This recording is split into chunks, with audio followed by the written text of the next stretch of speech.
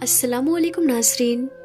پیارے ناظرین، بھارت میں ایک پولیس والی عورت کے ساتھ قرآن مجید کا ایک ایسا معجزہ ہوا جس نے تمام لوگوں کے رونگٹے کھڑے کر دیے۔ اللہ تبارک و تعالی نے اس عورت کے ساتھ ایسا کیا کیا؟ وہاں پر موجود تمام لوگوں کی آنکھیں پھٹی کی پھٹی رہ گئی۔ ہر کوئی سوچنے لگا یہ کیسے ممکن ہے، یہ کیسے ہو سکتا ہے۔ یہ پولیس والی مسلمانوں سے انتہائی نفرت کرتی تھی۔ یہ مسلمانوں کو دیکھنا بھی گوارا نہ کرتی۔ اگر کسی وجہ سے مسلمانوں کو گرفتار کرنا پڑتا تو واپس آ کر گرفتار کرنے والے ہاتھوں کو کئی بار دھوتی۔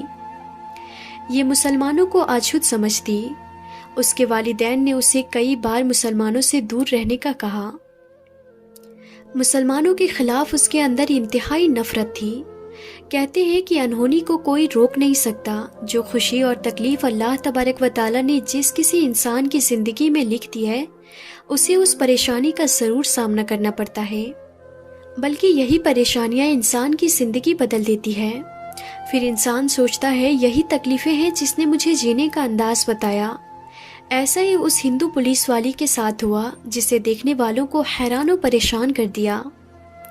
یہ واقعہ راجستھان کے ضلع جے پور میں پیش آیا، جہاں ایک ہندو عورت پولیس انسپیکٹر کے طور پر ایک کیس کو انجام دے رہی تھی۔ اس عورت کا شوہر بھارت کا ایک بہت بڑا بزنس مین تھا۔ وہ مسالوں کا کاروبار کرتا۔ اس کا کاروبار پورے عرب کے ملکوں میں تھا۔ ایک دن وہ عورت ایک درویش کو چوری کے الزام میں پکڑ کر لے آئی۔ یہ درویش انتہائی نیک پاک دامن اور اچھے اخلاق کا مالک تھا۔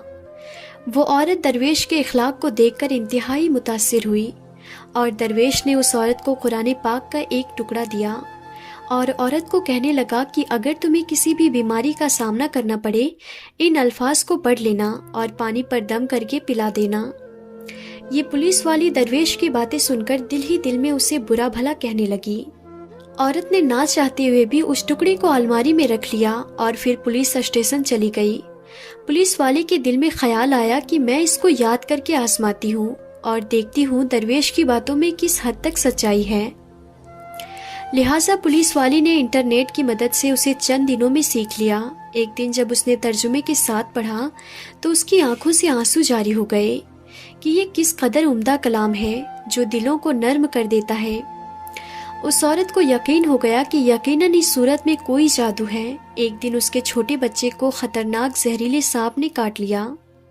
اپنے بچے کی حالت کو دیکھ کر وہ تڑپنے لگی۔ اسے ڈاکٹروں کے پاس لے جایا گیا تو انہوں نے کہا کہ زہر پورے جسم میں داخل ہو چکا ہے، لہٰذا تمہارے بچے کی بچنے کی کوئی امید نہیں ہے۔ ہم تمہارے بچے کے لیے کچھ بھی نہیں کر سکتے۔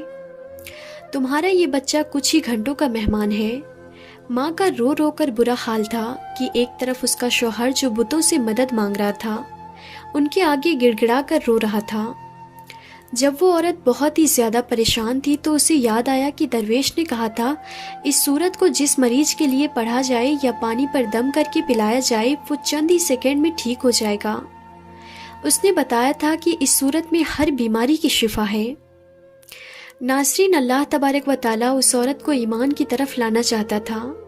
اللہ تبارک و تعالیٰ نے اس کے دل میں اسلام کی محبت مزید پیدا کرنی تھی۔ جب اس عورت نے سورت کو پڑھ کر اس جگہ دم کیا جہاں پر سانپ نے کاٹا تھا، دم کرتے ہی اس کا لڑکا اٹھ کر بیٹھ گیا۔ وہ ایسے کھڑا ہو گیا جیسے کسی سانپ نے کاٹا ہی نہ ہو۔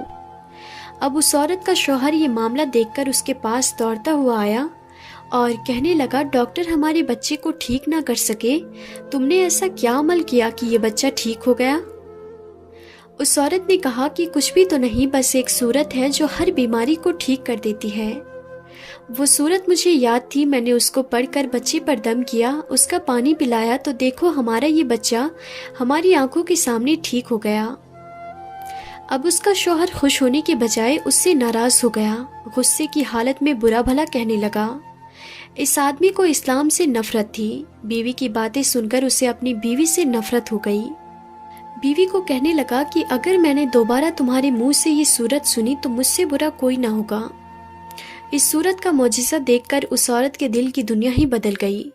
پھر اللہ تبارک و تعالیٰ نے اس کی کس طرح مدد کی، یہ بھی بڑا ہی ایمان افروز واقعہ ہے۔ جب اس کا شوہر پریشانی کی وجہ سے چہل قدمی کر رہا تھا تو وہی سانپ آ گیا جس نے اس کے بچے کو ڈسا تھا، ये बच्चा माँ के यकीन की वजह से ठीक हो गया। अब अल्लाह तबारक व तआला ने सांप को हुक्म दिया कि उसने उस आदमी को भी काट लिया, जिसकी वजह से वो आदमी इस दुनिया से रुखसत हो गया। औरत ने पुलिस की नौकरी को खैर आबाद किया और शौहर के कारोबार को संभालने लगी। कारोबार का तजुर्बा ना होने की वजह से 1 साल के अंदर उस औरत का सारा कारोबार तबाह हो गया। औरत की फैक्ट्री और घर में नीलाम हो गया। नौबत गरीबी तक आ पहुंची। वो औरत दुहाई परेशान रहने लगी। औरत ने दिल में सोचा, मैं सूरह फातिहा की तिलावत करती हूँ, हो सकता है कि मेरी तमाम परेशानियाँ ख़त्म हो जाए और मेरे माल में भी बरकत हो जाए। अब उस औरत ने दिन रात उस सूरत की तिलावत करना शुरू कर दी। वो उठते बैठते उस सूरत की तिलावत करती रहती। उसे उस सूरत पर यकीन था उसके घर के हालात बदल जाएंगे। नाज़रीन, जब कोई बंदा अल्लाह तबारक व तआला से उम्मीद लगाता है तो अल्लाह तबारक व तआला अपने बंदों की दुआओं को रद्द नहीं करता, उन पर अपने खजानों की मुंह खोल देता है। 7 दिन के अंदर अंदर उस औरत को खुशखबरी मिल गई कि उसके कारोबार को संभालने के लिए उसके शौहर का दोस्त आ रहा है, जो अमेरिका में उसका पार्टनर था। उस औरत के पास आकर कहने लगा, आप फिक्र ना करें, वो मेरे भाई की तरह था, मैं आप लोगों की मदद ज़रूर करूँगा, आपकी तमाम मुश्किलात दूर हो जाएगी।